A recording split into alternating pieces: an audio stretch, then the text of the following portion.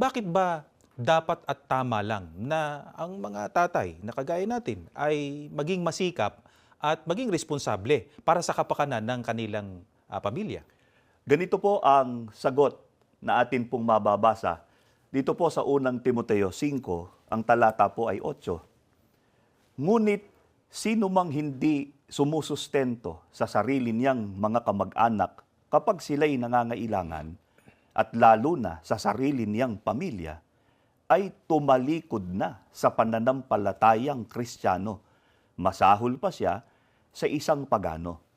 Napakalinaw po na pananagutan ng isang ama na sustentuhan ang kanyang pamilya. At kung hindi niya po yun gagawin, ayon po sa Biblia, ay tumalikod na siya sa pananampalatayang Hindi Kristiyano. mabuti yun, na ang isang tao, tinatalikuran niya yung kanyang pananampalataya sa ating Panginoon Diyos, di ba? Hindi makabubuti yun sa kanyang pamilya. Pagka po pinabayaan ng isang tatay ang kanyang pamilya, itinuturing po ng Diyos yun na pagtalikod sa pananampalataya. Isipin mo, kapatid na June, ganun ang magiging impresyon ng kanilang mga anak. Di ba? Kapag yung kanilang tatay, pabaya, di ba? Hindi mabuti yun sa imahe ng kanilang tatay, di ba?